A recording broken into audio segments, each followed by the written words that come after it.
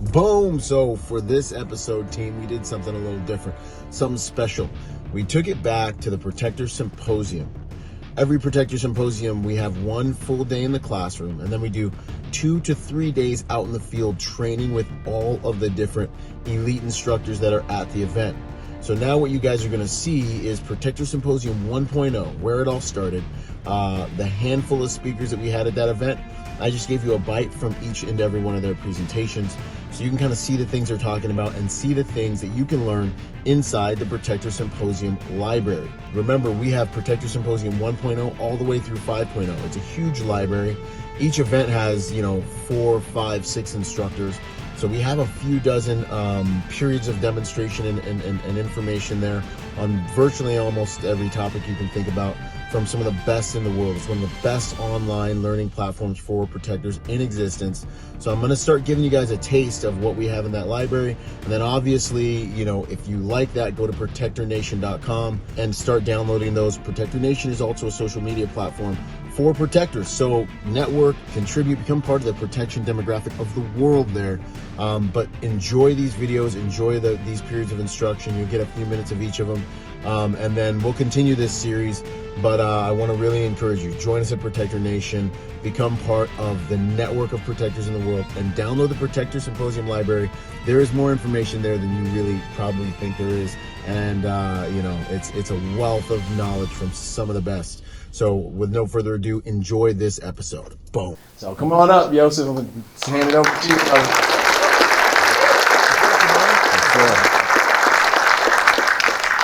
It's a rule we're going to institute. If you ever hear left the bang, everyone has to yell and scream like Pee-wee's Playhouse back in the day. 90s reference, some of you. Byron, I just want to say thanks for you and your team putting all this together. This has been fantastic. Look at this crowd. Everyone look around right now. We got some heavy-hitting people in the industry, whether it be security, law enforcement, executive protection. So one thing I always say in my classes, and I'll definitely say today, look to your left and right. It's like church, say hi to everybody. Trade business cards, because this is our community, especially here in California. People, the Protector Nation, that Protector DNA, you're sitting with a tribe that made it a point to take time out of your schedule to come here and be better, to hone that edge. So these are the best people to be around and to know and to network with, all right? A former mentor of mine used to tell me your network is your net worth, all right? And you're in a room with highly fantastic people, so make sure we're getting around. You're not just saying hi to us and taking pictures with us, which we really like. We love that stuff, so go ahead and keep taking pictures. But make sure you're meeting everybody else in the room. But again, thank you, Byron, for putting this on and everybody over coming out. This has been fantastic, all right? So having said that, who am I? My name is Yusuf Badu. Yes, I'm an Arab. It's okay. Everyone stay calm. Everybody reholster. I want to hear you click. Everyone calm down a little bit. We'll get through this. Don't worry. I was with the bad guys for a time, but their 401k and their medical was pretty crappy. So back on the good side again, all right? So basically my story in a nutshell is I was a Marine infantryman for about 10 years. I did all my tours in Iraq. I never went to Afghanistan. All my were Iraq from about the invasion to 2004, 05, 05, 06. And so I was an infantryman, and I also speak Arabic. Everyone go ahead and do the math on that one. Old Uncle Sugar got his 10 pounds of flesh out of me doing double duty over there. But it was a really interesting time. Learned a lot of stuff I never knew. Learned a lot of stuff I never wanted to know. So who here knows what I'm here to talk about for the rest of the day? What do I teach? You tell me. Threat detection, good. That's one way to call it. Yeah, what else? Hunter-predator program, situation awareness, good. What else? He said the P word. Did you hear it? I know he didn't just say profiling, right? He said behavior profiling. That's exactly what I teach. Everyone wants to kind of dance around that for a little bit. But I teach profiling, all right? And no one wants to really say profiling right off the bat. I never get that as a first answer. Why does no one want to say, oh, this guy's teaching us profiling? Why doesn't anybody say that first? What do we tend to add to profiling when we hear it? Racial profiling, okay? Automatically, when we hear that P word, racial profiling, automatically we attach a racial component to it, okay? Don't worry, no one freak out on me. I'm not here to teach you any type of racial profiling. Racial profiling to me on its face is stupid. It doesn't work. It's not effective. Think about, on the terrorism side of the house, who are enemies of America right now? Are they just, brown guys like me with big beards and turbans? Is that all they are? Are there Dutch people fighting in ISIS? Are there Americans in ISIS? Yes. They're blonde-haired, blue-eyed? Heck yeah. All right, so you see how that does me no good? That's just one kind of factor to look at. So we're going to not even talk about that. But what I do teach is behavior profiling. I'm going to look at your behavior based off the indicators you're giving me. That's how I'm going to judge you. Okay, I don't care what you look like, but if you gave me the indicators of the behavior of some type of fear or threat, now you have my full attention. So let's talk about the main character's house. Describe the person's house to me. Okay, trailer. Okay, you got three general options. Trailer is one of them. Trailer is one of them. What else? Punisher. What else? Small apartment. Okay, I'll give you that one. There's one I'm looking for, though. Nope, nope. Come on. Pizza and cigarettes. Come on, 90s. Come on. Gun. Houseboat. My man, who said it? Raise your hand. He gets an extra raffle ticket, Byron. He gets an extra raffle. Houseboat. Come on, people. Where you at? What does your brain tend to do when you don't understand something and you're very afraid of it? What do you think your brain starts to do? Don't understand it, very afraid of it. Paranoid. What? Paranoid. Panic, paranoia. You're getting there? Shut down. No, not shut down, maybe sometimes. What? Does it exaggerate things? Can your brain exaggerate things? Yes. Exactly. What we did with this person is we turned them into a Frankenstein, right? We thought he was a monster. He was hiding around every corner. Literally, the intelligence summaries coming out on this guy was like he was a 6'3" Chechen rebel with blonde hair, blue eyes, taking 900-meter shots away, all right? When in reality, that wasn't even close to the case. So we turned this into something scary. Anybody ever had a boogeyman or a monster under their bed when you were younger? Same thing. You didn't understand it. You were very afraid of it. And that's what we did.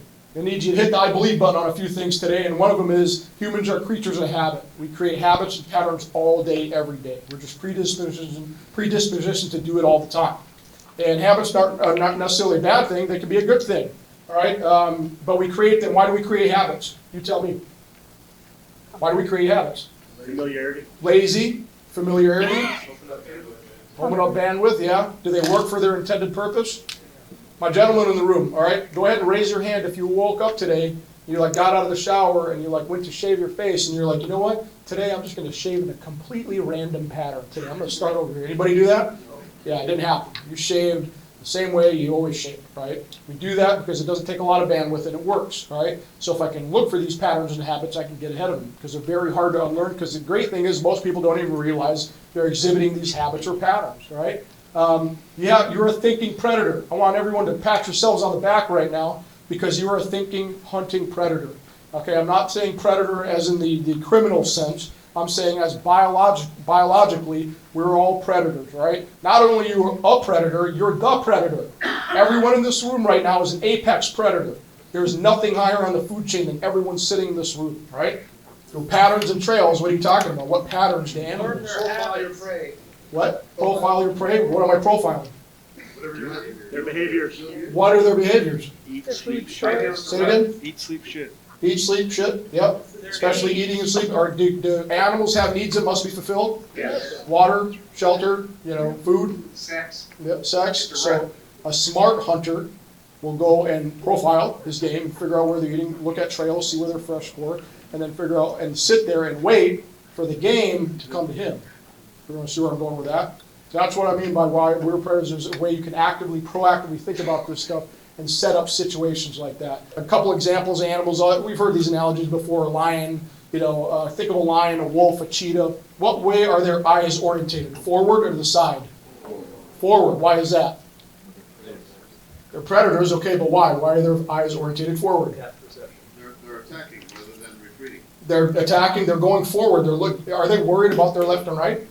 No, they're the predator in that area, okay? Whereas a deer, fish, bird, where are they? Or are their eyes orientated? Sideways, okay? Because they're walking around in non-permissive environments. They're looking for the threat all day. What way are your eyes orientated? Forward. Not only are they forward, but biologically we're the most forward-facing predator on the face of the earth. We'd establish a baseline, they'd observe the anomaly, they'd see it, and they'd have a problem deciding and acting, okay? So the last algorithm I'll ever give you is B plus A equals D. Baseline plus anomaly equals decision time. You have to do something. You must do something. You must act, okay? I cannot sit here and tell you what to do or how to do it, but I'm saying once you have a baseline and you have an anomaly, you must act. Because where people die is when they do the first part and they don't do the other part. They get stuck on decision mode and they don't act. So the forebrain is good. The PFC is very good. It helps us be a human being. Here's the problem with your prefrontal cortex. It doesn't like times of stress. It does not do good under stress at all, okay? It's very smart, it's very book smart, I'd like to say, but it does not do good in times of stress. And for our purposes, basically your prefrontal cortex can sort of shut down in times of stress. That's where your midbrain starts playing a role. Now within your midbrain, you have something called the limbic system. The limbic system, again, for our purposes, there's people that argue this, limbic system is in this part of the brain. I don't care. For our purposes, the limbic system is basically the fear center of your brain that handles rage, aggression, any kind of reaction, immediate reaction. When it comes to observable indicators, when you have a legit fear response, your brain dumps like 28 different chemicals into your body, right? And not one of those chemicals just do one thing. Some of them do multiple things, all right? We'll just focus on a couple here, right here, of adrenaline, cortisol, and dopamine. Your body's trying to get back to homeostasis, so start dumping the stuff. We've heard it called the chemical cocktail before. But the first one, adrenaline. What would adrenaline do for us in a fight? Strengthen us. Heart rate, okay, but what is it actually doing for? I get in a fight, why do I want adrenaline? Why is adrenaline pumping? Strengthen us. Pumps you up, gives you more energy, and gets your heart rate up, takes some more oxygen so you can battle through the fight. Good, all right? What about cortisol? What does that do for us? Anybody know about cortisol? Stress hormone. So cortisol gets a bad rap a lot. It's a stress hormone. People call it that, and that's true. The more naturally occurring cortisol you have in the body, the more naturally you will have anxiety and stress, okay? But that's not the only thing it does. Because why would it dump cortisol in your body in the middle of a fight? Because cortisol will also give you a little shot of sugar, all right? Why would I need a little shot of sugar in the middle of a fight? More energy to get out of the fight, all right? Cortisol will also start shutting down parts of your digestive system, all right? Excuse me, so if anybody's ever heard of someone, defecating on themselves or losing control of the bladder or whatever it is, that's a real thing. That's a high-level fear response. Your brain's like, I don't need to worry about that right now. Evacuate, don't care right now, because it's such a high-level fear response that you're not doing that. That's part of cortisol. And then you have dopamine. Dopamine being the one that's a feel-good drug. What's the biggest inhibitor to continuing through a fight?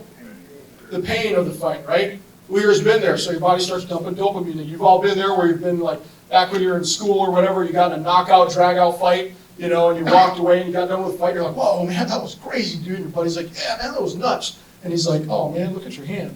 You look down, like your fingers bent back towards your wrist, and then you start screaming because the pain kicks in at that point, Why did the pain kick in? Because your body was dumping dopamine.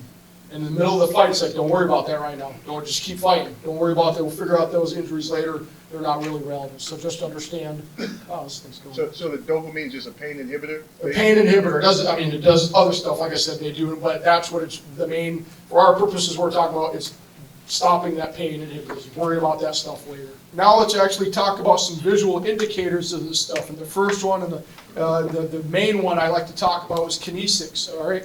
Most people will say, oh, it's nonverbals or it's body language. You can intermix those. But it's actually much more than that. That's why I like the word kinesics, because it's more encompassing. Because it's not just body language. There's more to it than just body language.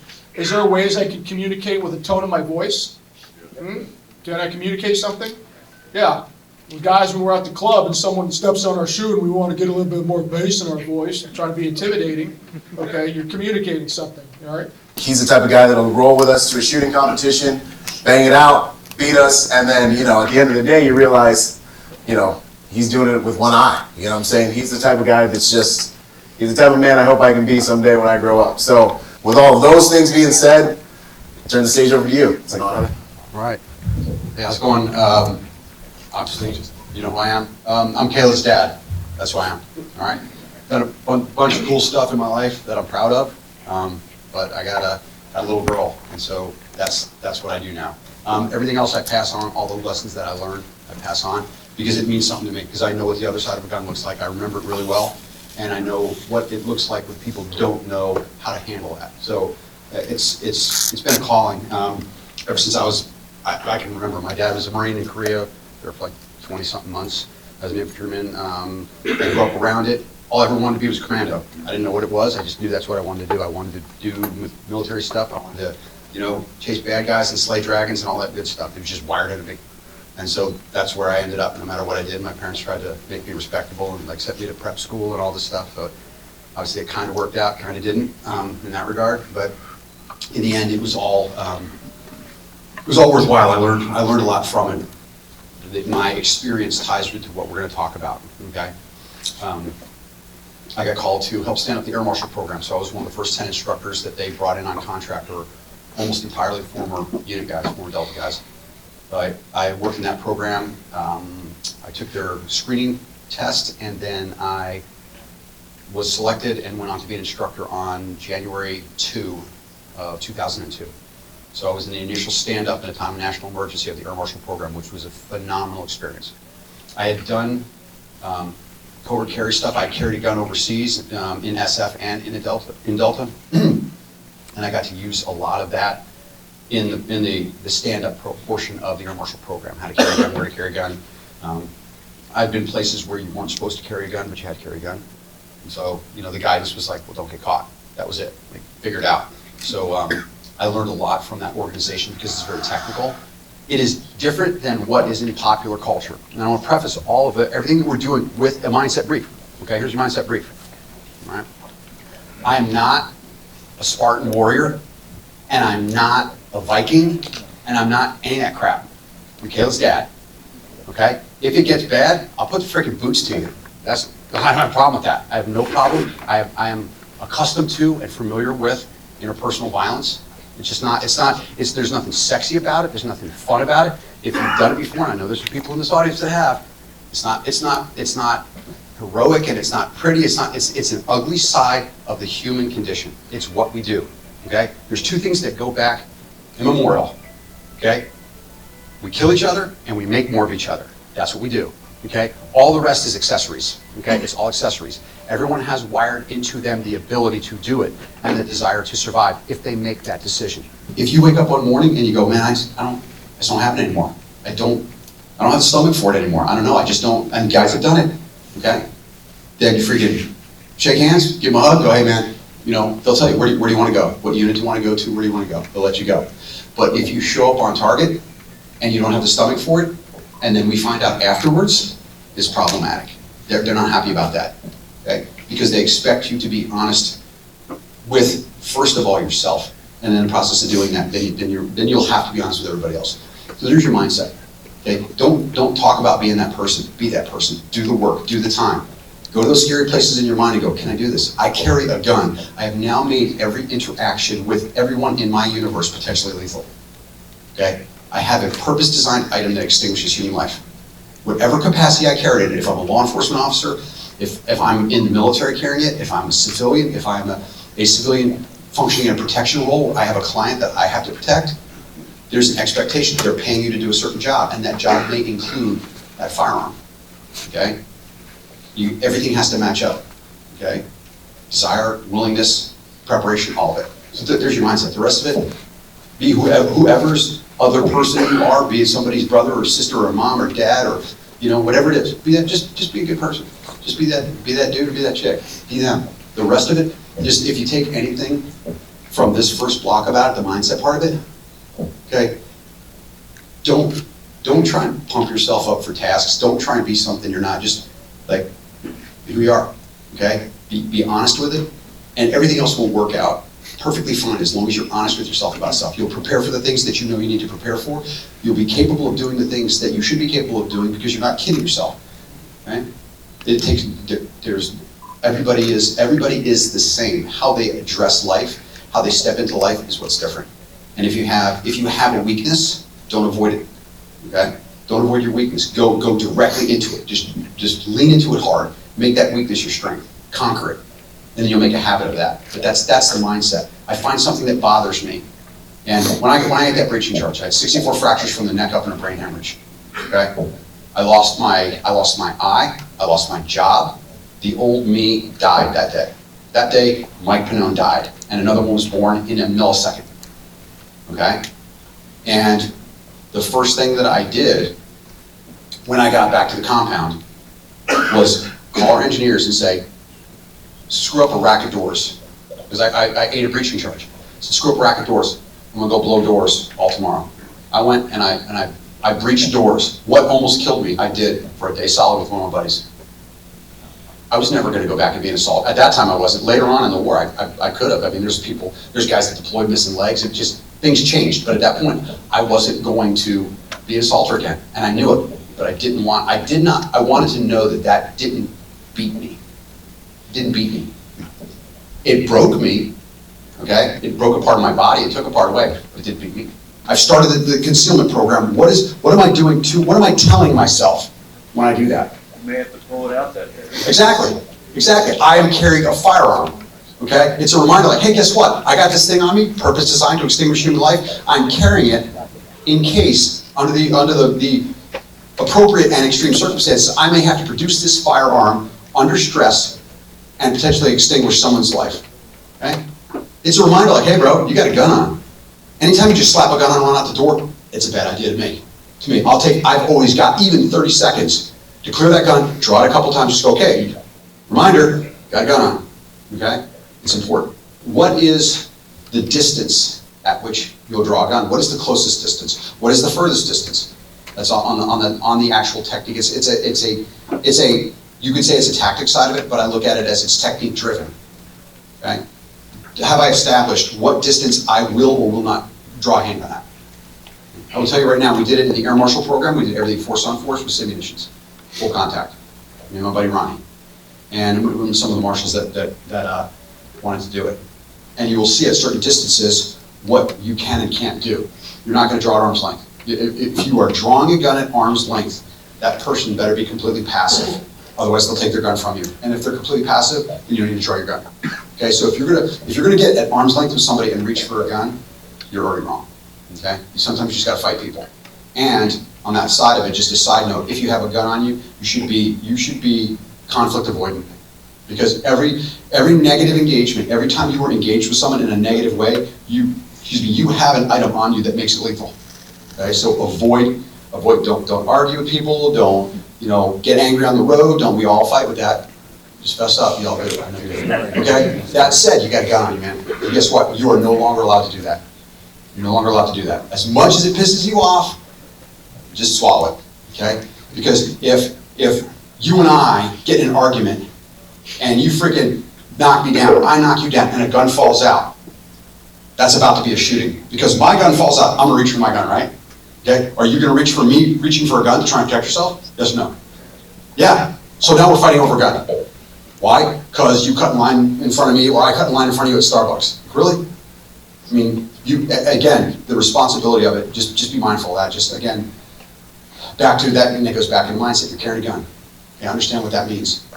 Be legitimate about how you interact with people, because you can't turn the clock back on that one. You can't unring the bell. The covert nature of the way that you dress is going to drive how concealed you keep that gun, because the element of surprise is in your favor. I will act in a manner, if I do not think, if I'm a jackass and I'm going to give you static, I'm going to act in a way, okay, that is noticeably different if I don't think you have a gun. I will be more aggressive if I don't believe you have a firearm. Where I live in Arizona, everybody's got guns. Like, everybody's got guns.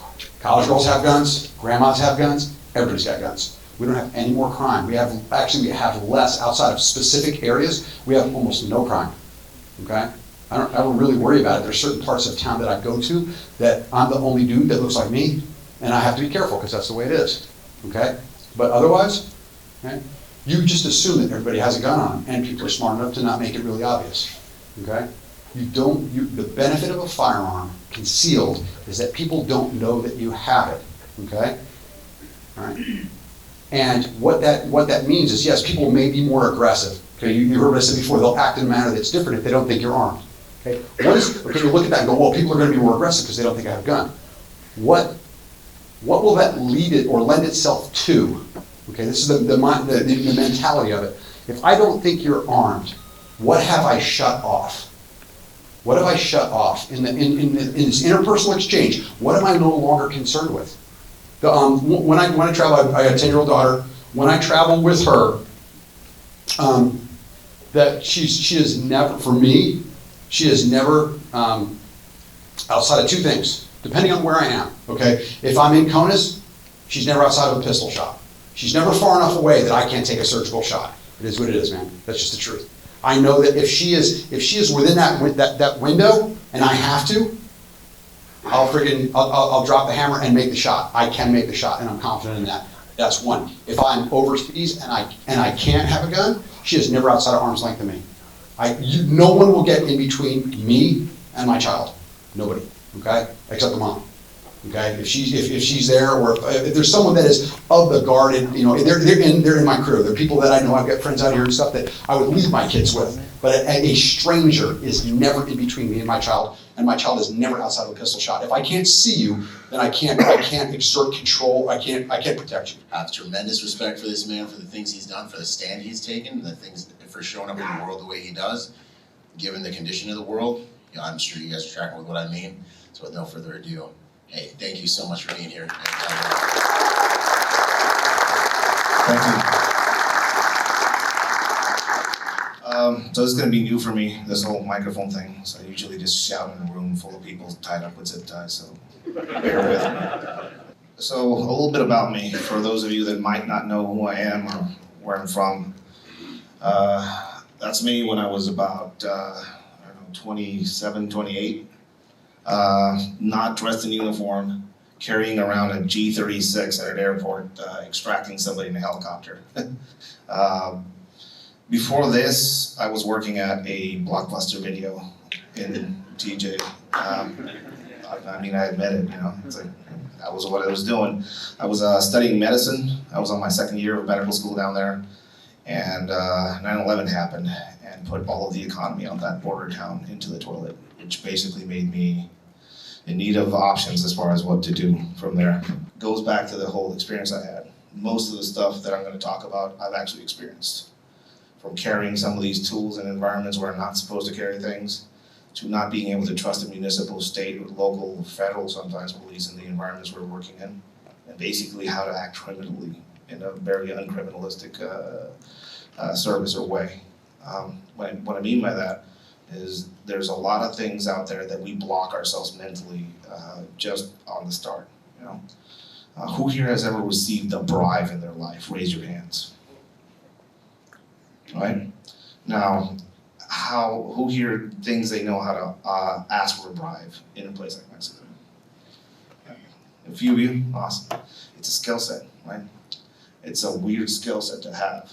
And people pay me to show them how to bribe people out there, right? And how could I be that guy to show you this if I hadn't experienced it firsthand, right? Some of my experience comes from very negative, horrible environment where certain things change, certain things shift, even gravity shifts out there. I mean, it's the upside down. That's why I call it the upside down. Look around you right now in this room, right? Look around you in this room and say, if all of us were this, major cartel, the cartel of the Tucson cartel, right?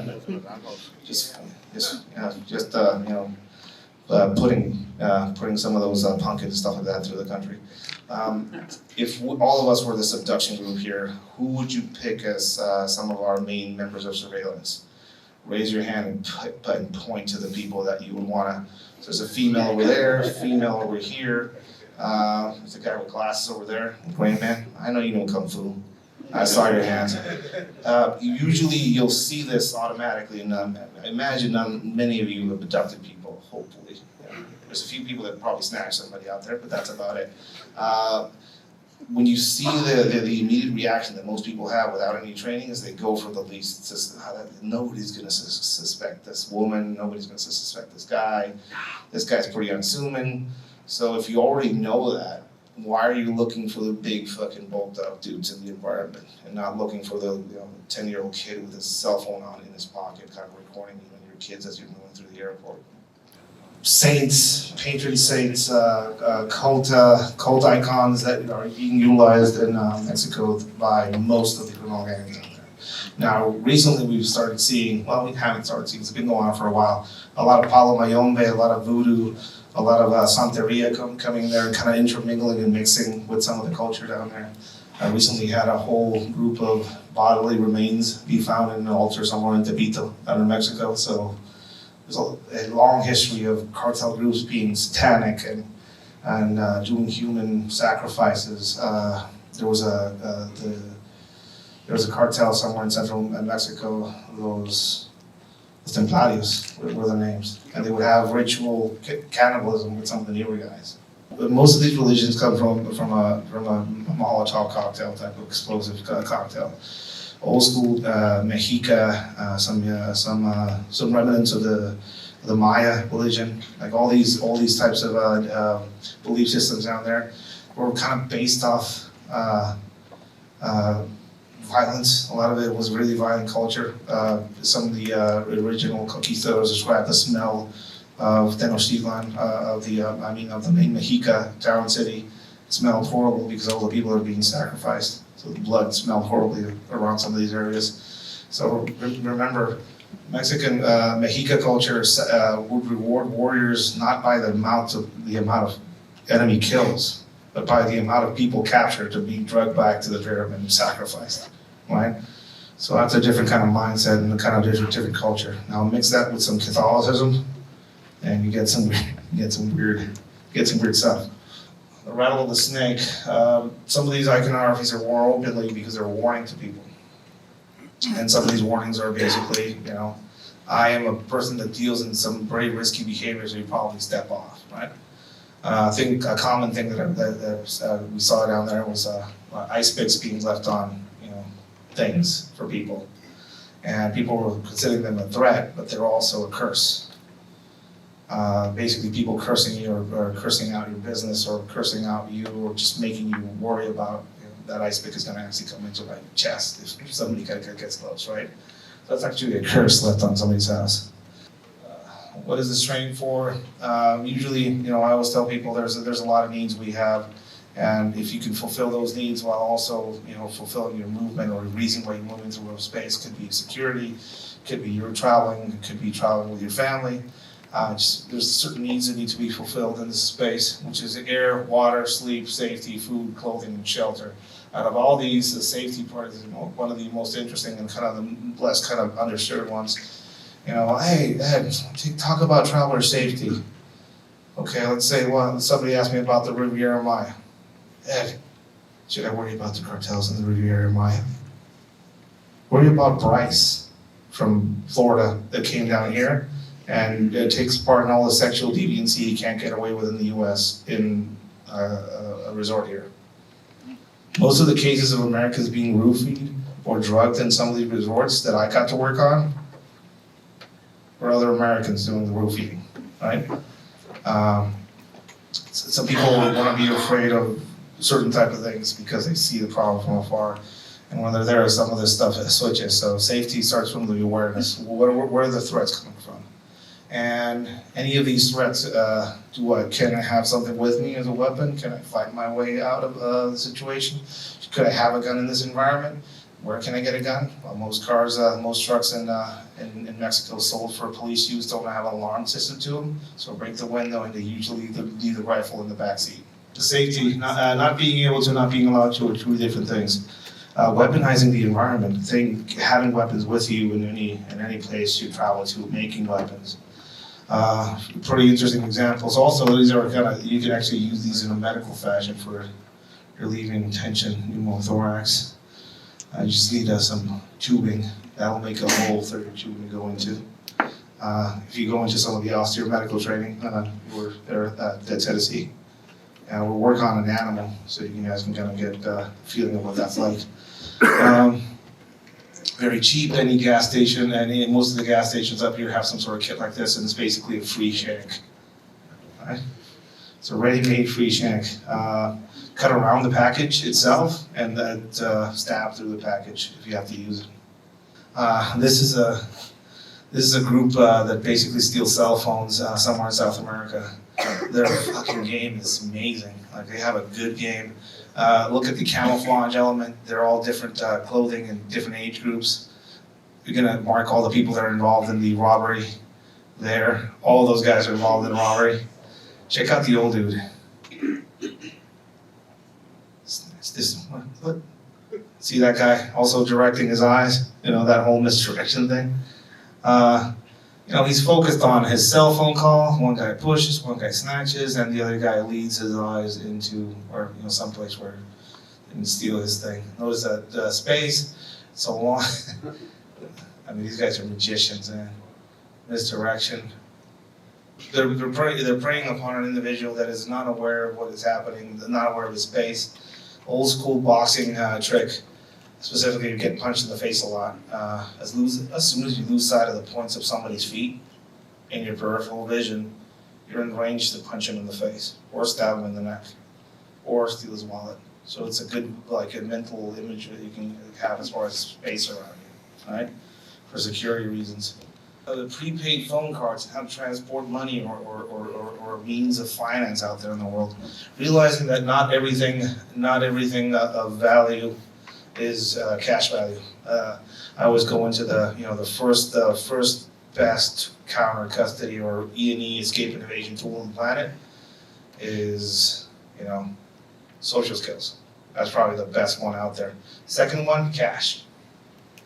A means to pay, a means to bribe, a means to grease the wheels, a means to get out of a situation by means. Every now and then I get the question, Ed, is it legal to carry around this knife in Mexico? Well, you're asking about legalities in a place where technicals rolling down the streets, right? You're asking about legalities in a place where, if you run over a guy and you have $5,000 and you bribe the right people, get out of it. It's fine. The more you build up that border, the more tunnels you make, the more quad drones are getting utilized, the more catapults you see out there, the more dirigibles, the more submarines we find out there. It's an arms race that's been going on for a long time. There's a point there's going to be a point in your history where you're going to realize that you're going to need a few more walls than just that one on the bottom, right? That's not a political statement. That is a statement of somebody that found a bunch of drug tunnels in his time. They've been at it for a while now. That wall's only going to stop the guys that don't have a lot of motivation, right? But the parkour guys are going to get over it. Are there? You mentioned the ninja book. There was a picture of it. Yeah. And then you also mentioned that there were a bunch of crappy Santa Muerte books that you thought were nonsense. Are there, in general, any books, literature, or even other websites that you would recommend just for? Yeah. So that word ninja book is basically it's called the Shoninki. It's like a art of war type book. I'd say one of the books that formed my way of thinking a lot was that Book of Five Rings, Miyamoto Musashi's Book of Five Rings. Specifically how he kind of approached self-development and being self-taught. A lot of the stuff that I do is basically me teaching myself how to do some of these things. So I was really much very much a product of being self-taught in a lot of ways. So I'd recommend you guys check that book out. It's a pretty good book. As far as mindset, there's realistically, I've been struggling to find books detailing some of the experiences I've had down there. A lot of the books are written by academic people that have not experienced some of the true forms of Santa Muerte down there. So you see a lot of holes, a lot of things that don't make sense. And realistically, you have to realize that it's a culture that's kind of survived this long by being secretive. So a white guy going down there and asking about what the meaning of some of these candles are is probably not the clearest source of information. Small boutique company. Had the pleasure of working in the industry for 10 years before I got into this position, and I'm getting to the point where we're gonna have to scale, do all these things. What advice do you give aside from loyalty, not cutting each other's throats, putting out a good product for your client? What kind of advice do you give for someone that's where you were, way back in the day as AS was becoming what it was? One of the problems that I see a lot of small company falls into is that it's relatively simple to be a subcontractor, right? Somebody calls you, they come to your area, and you work that detail, and then they go away, and then you don't have anything, right? And maybe you have a lot of people that contract you, and they come and go. You should spend your time and your money developing kind of your own product, give it your own spin, and figure out how you show value in that. Figure out what kind of work is there in the local area that you are, so you don't always kind of like have to rely on that. And a lot of times, it's hard to get out of because it's so easy to contract the people that come in, and it doesn't really build your future, right? So that's probably where I would, as a business owner, give you advice, and then I would make sure to probably do the best business that you can ethically with all you guys, because I always hear about this whole thing of people stealing contracts and unethical behavior and all that stuff, and we've seen some of it, but not a lot. And I actually think that comes back to who you are as a person and how you treat your people, how you treat your clients, and most importantly, how you treat people in life, I think. This is for the whole panel. What's your personal favorite self-improvement routine? Like, the one thing you would pick that you would tell somebody if they asked you for like a good self-piece advice? What? Don't drink.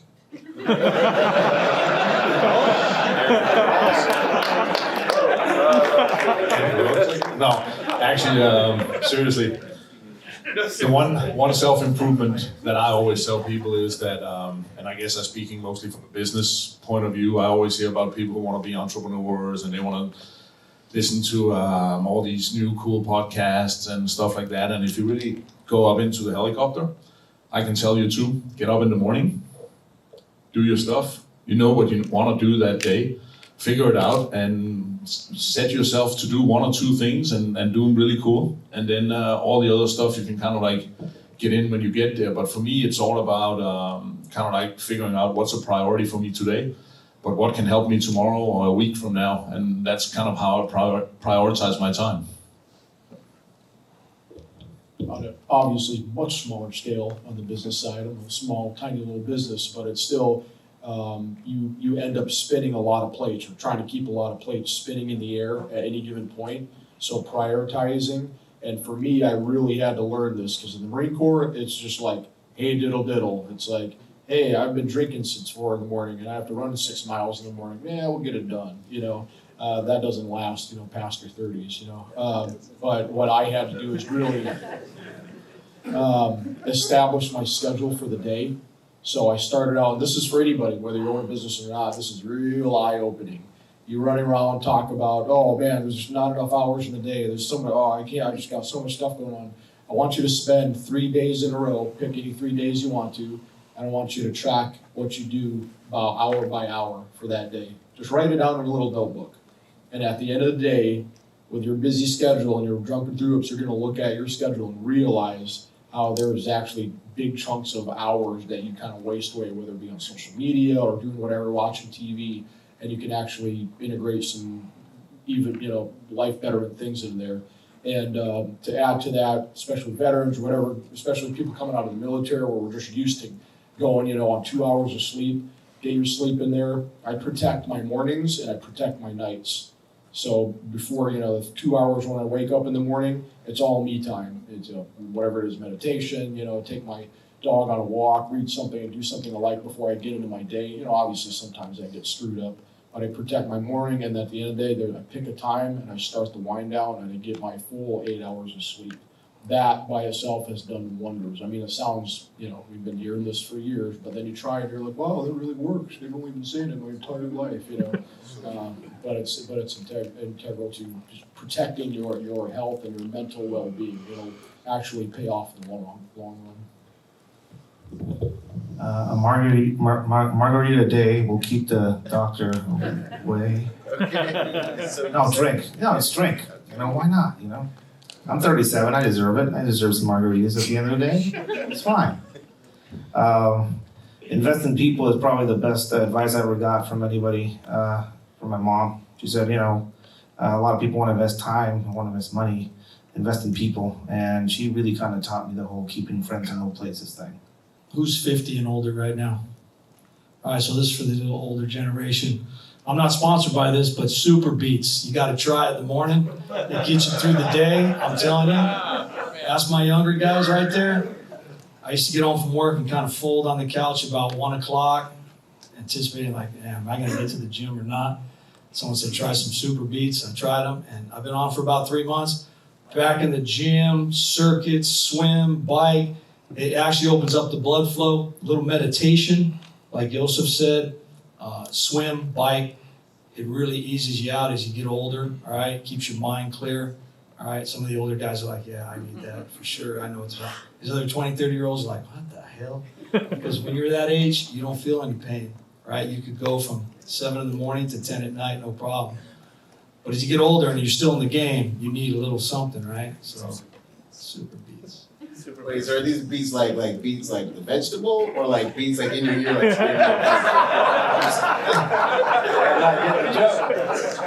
Is it beet juice? Yeah, no, it's a powder. So you throw it on ice, mix a little water, you drink it first thing in the morning, an empty stomach, and you're live all day.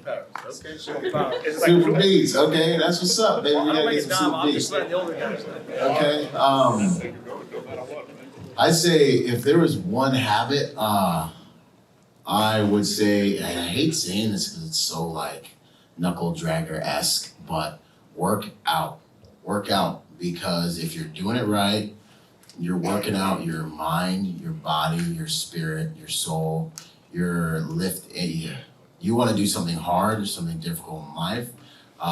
Any type of success is going to have natural fear barriers. You're gonna have to break through. You're gonna have to face weaker versions of yourself. You're gonna have to evolve, and that usually requires sacrifice of your comfort zone. So when you're going to the gym, you are literally pushing yourself to failure. It's controlled failure. It's ritualistic controlled failure. And this ritualistic controlled failure, then if you can face it in this physical realm, then you stand a chance maybe at facing it in your internal world, your inner psychic world, which is like, why haven't I done the thing that's really hard that I'm procrastinating about? Because I'm like literally used to procrastinating in every area of my life.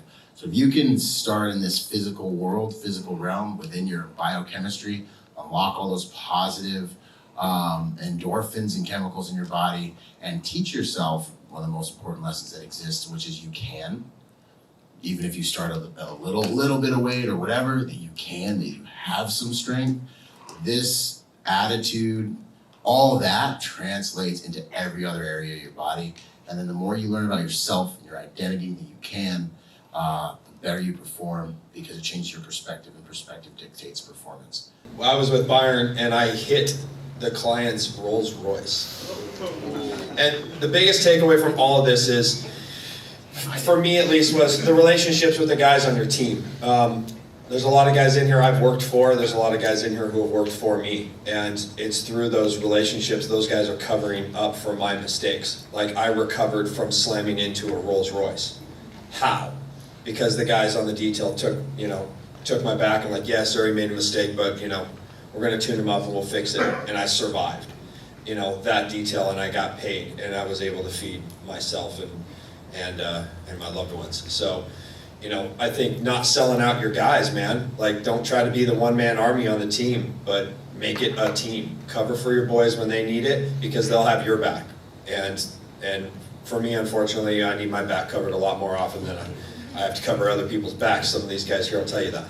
But, the relation, like what saved him there, the relationship he had with the guys on the team. A good way to weaponize, like if like, again, Facebook, right? You can turn on you can basically make a private Facebook group. We have one called Goat Yoga out there if you want to join. It's pretty good. Goat Yoga, it's amazing. It's amazing. Anyways, basically have all the members of your team turn on the camera on their phone and actually do a Facebook Live each. You sit back in your office and you can actually go live, do like a full Osama bin Laden raid type thing with Facebook, with phones, and actually go and experience live video of an environment. It's pretty good if you want to do like some threat assessment or person of interest type thing in a crowd. Have everybody turn on their phones and actually have somebody on just looking at the screen, not specifically at everybody there. It's a pretty good way to do that. SEO is pretty good, as Byron said. WhatsApp will give you the ability to put your GPS location of all the members that are in the conversation in there. They can see these little icons moving around. Video, pictures, information, files, everything gets shared there. Don't joke around that group. It's a pretty good deal. And there's ways of deleting the whole thing after you're done. Also, takes you into some fieldcraft stuff about actually having a phone, a smartphone, like a burner smartphone. That's a thing, right? It's not all about those Nokias that you can fit up your butt. There's also ways of making and procuring and actually feeding There's actually a lot of research out there as far as you can take a smartphone and turn it into just a smartphone you're going to utilize out there for some reason. Remember, when you cross borders, you get access to your stuff. Can anyone be a protector? Why or why not? You know, because I know at some level, like if I go and like kick in some cartel dude's house or some horrible guy that we think is so horrible, you kick his door in, he's gonna want to protect some things. Like he's gonna want to protect his family and stuff like that. It's just that our motivations are different. And at that time and space where we meet on like the battlefield of life, our motivations are different. That's why I never believe in like dehumanizing my enemy at all, you know. But so I think technically at a base level, we all need food, water, shelter. We all have things we want to protect.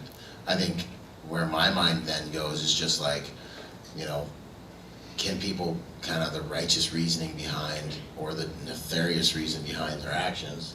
I think that's what kind of separates the types of people we see on the spectrum of protection. But I think everyone's got something they want to protect, and at different points in time in the game, those are strengths, and other times those are weaknesses. Sometimes they'll give them power, sometimes they can make them vulnerable. You know, it kind of just depends on where we're at on the battlefield at that time. But human beings by nature, I think, they all have that in them somewhere. There's a common sense of people being either fight or flight as far as reactive. I think there's actually two more. Faint and freeze are also there. When people would come in through some of the training and go through selection and stuff like that, we would see fight, flight, faint, and freeze. I don't know, just to wrap it up with a statement, if you think or believe that you're not a protector, you're probably right. So that's your choice to make that decision, but whatever decision you come up with, you're probably right. Boom! Quick shout out to our sponsor, Staccato. My first pistol sponsor. I've been sponsored by a lot of companies, right, over the years. But when it comes to pistol, that's my bread and butter. Pistol is something I believe in. You know, I'm a competitive shooter.